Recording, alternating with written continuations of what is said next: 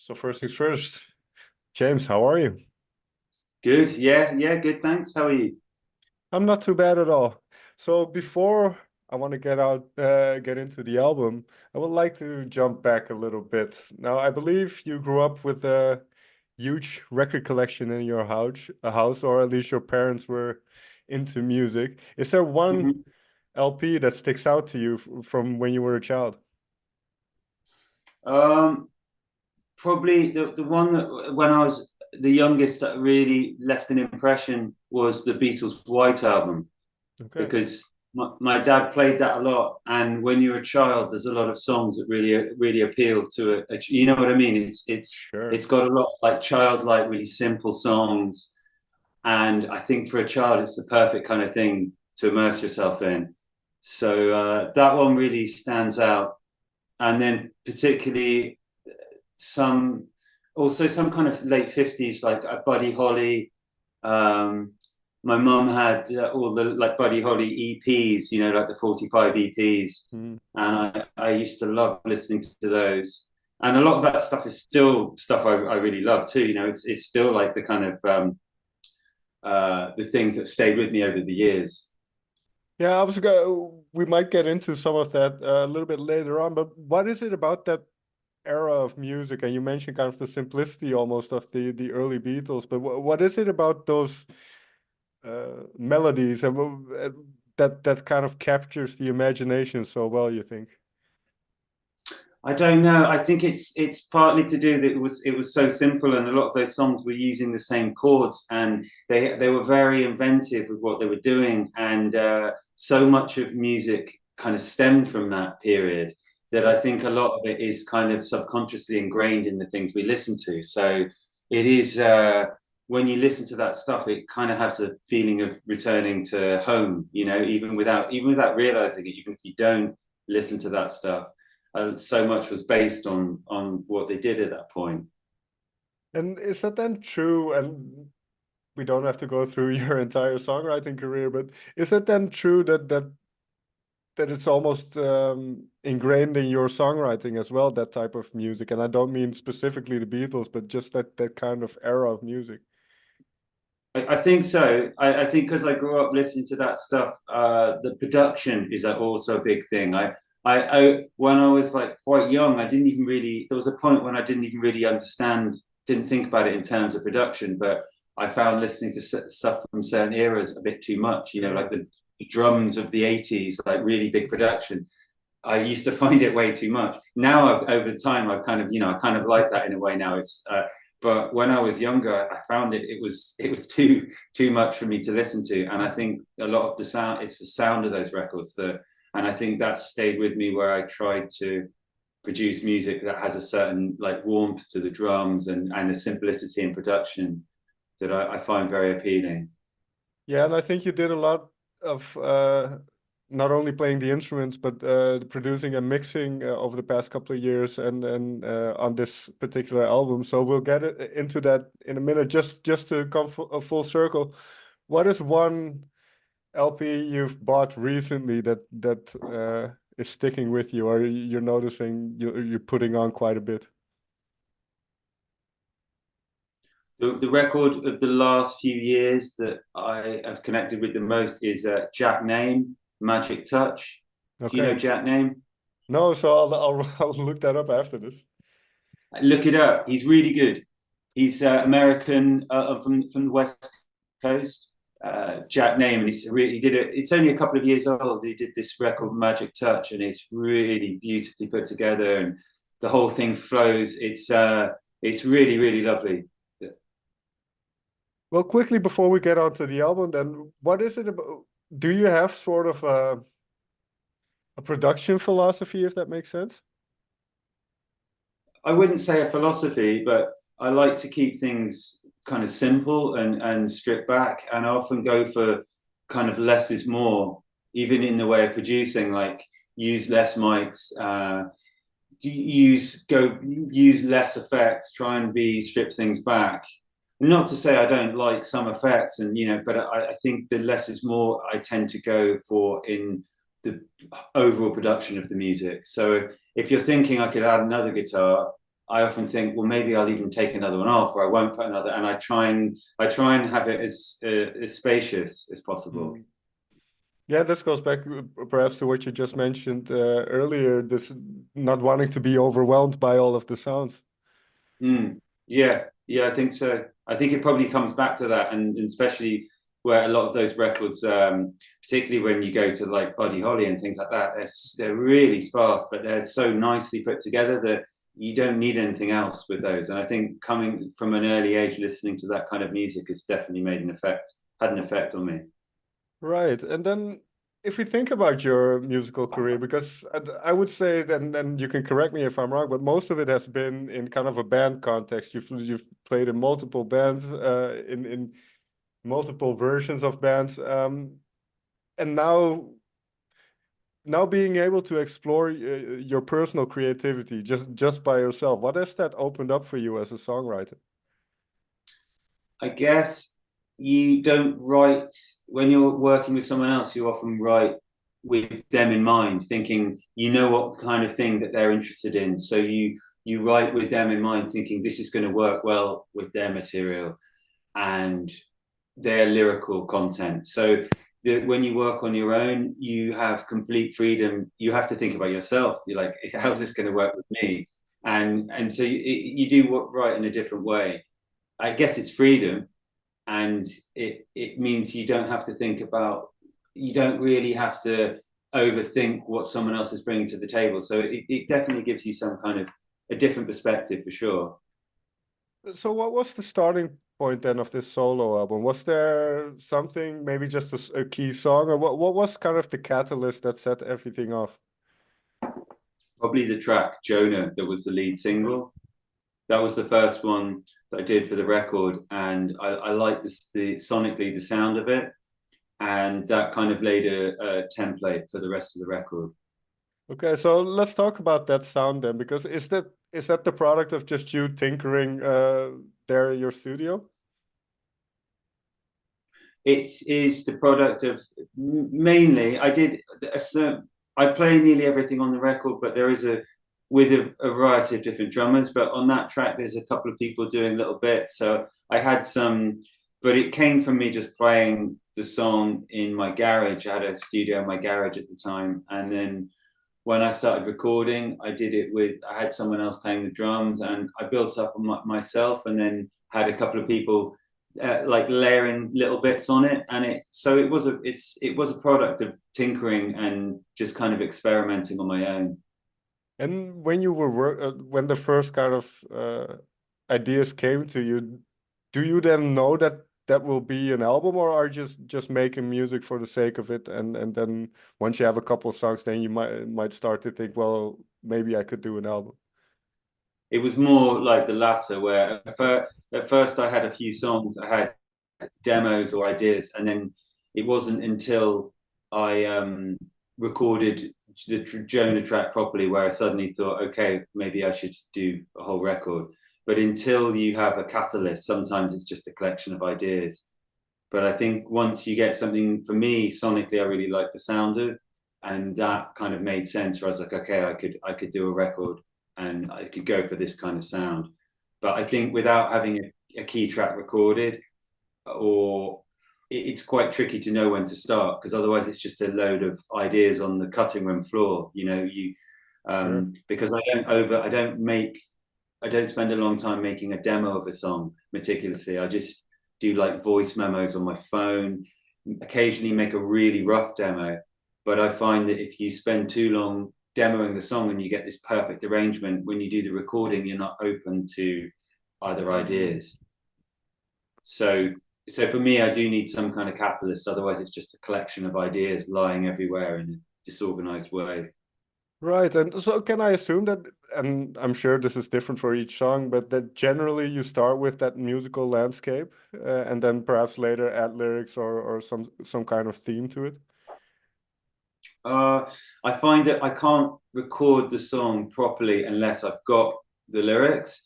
But as for the sound, I don't always have an idea of how it's going to sound until you start recording, and then it might be one key thing and sometimes it's even a mistake. You know, you might do like a really quick guide part and go, okay, I'll do it properly later, and you do it with a weird sound or without thinking, and it has a certain kind of feel to it, and then that might suddenly dictate how the rest of the song's going to be. So that's why I don't like to do these meticulously worked out demos. So you don't know exactly what it's going to sound like until you start doing it. Right, and I suppose that's one of the advantages of being, well, making a solo record, but also being both the person who plays the instruments and the producer of the music. What to you are some of the advantages and some of the disadvantages of working in this way? Well, some of the advantages of what you said, where you can, it is a nice thing where you can be in your own world, and you can be out taking a walk and you're listening to a really great song, and then you know, oh yeah, I could do something a bit like this, and you come back and you're in your own world, which is great, Mm. especially if you can produce it yourself and you've got all the stuff. It can be magical when it works, but then the negative side is you can fall into a hole of maybe redoing something loads of times, or you know, because you don't have someone else there to go, that's great, let's leave it and move on. And you can fall into this kind of pattern of even redoing the whole song, you know, or not being able to, you lose focus. And that did happen a few times with the record I made with this Okay. album, where there were a couple of tracks where I redid it because I didn't think the version was good. It was less a thing of like a million guitar takes. It was more that I just didn't think that was the right version. So I'd do it again. A couple of tracks I did multiple versions, and then I realized that the first version was best. And I know that if I'd been working with someone, they would have said, just that's let's go with this. So I think Right. that's, and I'm because this is a first record I've made on my own, effectively a solo record. I've learned from that, and I think you need to trust your instincts. And if something's good, just go with it and move on. Because I did a lot of that kind of tinkering and doing alternative versions, and you get really like you go down a hole. You know, it's a Mm. real hole. Yeah, I can imagine, especially also when you have a home studio, you can just spend hours upon hours in there, just kind of almost in that bubble of Yeah, making music and being stuck in your own mind. So to get either a perspective outside of that or just to leave that bubble for every once in a while is very healthy, I suppose. yeah, it's definitely, the bubble is the right word. It can be a real bubble, and it can be great if it works, but you can go into this kind of hole, and you're Right. just re-listening or redoing or wanting to get the drummer back in another version, and so it definitely has its plus and its, you know, its negatives and its pluses there. And am I right in saying that this recording process for Blackwater Collage was a somewhat tricky one in other ways as well, where certain equipment didn't do as they were told, and so there were some ups and downs in the recording as well. Yeah, that's right. It was technical stuff with the equipment I was using, and I use analog stuff, and I used a machine that broke halfway through making the record, and it broke in a way that it was actually damaging the tapes, and I Mm. didn't notice until I was really listening carefully, but I was getting like dropouts on the tape, which is where you start getting little gaps in the sound on, and I realized that I just couldn't use quite a few of the tracks, and that that happened at, I think that actually kick-started me doing multiple versions of things, because I had to redo some of them anyway, you see. So I kind of then fell into a hole where I was like, I couldn't get the sound I had on the other version, and Right. so it was a little tricky in that respect, but quite a bit of it was actually issues with the equipment. What makes, and this is, I'm sure a lot of things can go wrong when you use digital equipment as well, but what for you makes it worth it using analog equipment? Well, the really is just the sound, particularly with the drums, and it also can really glue things together. Where if you're recording stuff yourself, or especially if you're overdubbing track by track, it really glues things together in a nice way, and it gives it a kind of more of a, I feel like a live feel, like it can sound like a band playing when you're just overdubbing yourself and yourself. Mm. It's very forgiving as well. Like you can do some quite kind of charming, quick, scrappy stuff that you put it together on a tape, and it can have a real charm to it. And to be honest, I haven't found, most of the time I've worked with tape, I haven't had that kind of level of problems like I had on this record. It was just it's normally just quite expensive to buy the tapes and to buy the equipment, but once you get it working, it's normally, it's normally okay. But I find it's the sound, and particularly for things like the drums, it has a warmth to it that can be hard to get with digital. Yeah, I think that's for me at least the right word, the warmth. Whenever I hear music that's recorded on analog equipment, you can feel kind of the warmth a little bit more than in digital. It sounds too clinical at times. Mm. When it comes to kind of fleshing out the songs, then, because well, let's start talking about the lyrics a little bit in this then, because when do certain themes arise then? Is that during the whole process, or do you know beforehand certain things that you want to mention on the album? It normally is just what songs I've written, and then if the album has a theme, or it's just because he wrote the songs at the same time, and some of them might have the same kind of lyrical content. But I don't the kind of songwriting I do, I don't think I could do like a concept album where I'm writing Right. about things. I kind of just have to write about things that are connected to my life and what's going on. I'd like to be able to write in that way, like specific things and characters, and occasionally I can do it, but I find that it's easy just to stick with what's going on with myself, and that ends up being the subject matter, whether you like it or not. You can sometimes mask it a little bit and you can change it a little bit, but at least on this record, it was just stuff that was going on. Sometimes it was characters, but mainly it's just stuff that was either going on with me at that time or a while before. Sure. Um, well, is there one song in which you think the lyrics turned out particularly well, or and if you don't have a specific one, I'll just let you know which one is my favorite. I tell me what's your favorite. I Well, I prefer. like one more really. I really like Okay, one more. okay, that's good. Yeah, yeah, I like that, and that was actually a bit more light-hearted, Yeah, which I didn't want the record to sound heavy, or I don't think of it as like a melancholy kind of record, because a couple of people have said that to me, but mm, I generally tend to find writing slightly more melodically minor key kind of songs a little bit easier, but I I like it when they have a lightness as well, and I think one more I did just that was done really quickly at the end, okay. and it was kind of more like a kind of a little bit more jokey, Mm, but also that has meaning. It's like sure. that thing.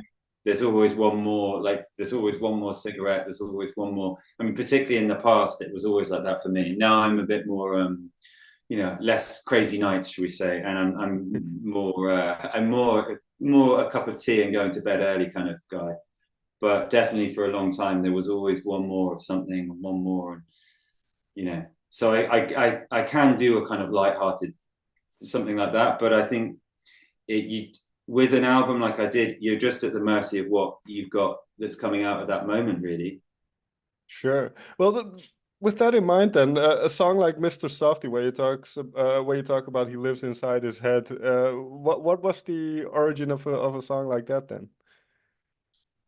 That well, quite often I tend to write songs where they're about someone Mm, else, and then I end up kind of writing about myself as well. It started off being about someone else who I know, who is always like pretending to be a super kind of sweet Mr. Soft guy, and then he's actually like a kind of a bit of an old-fashioned big old macho man.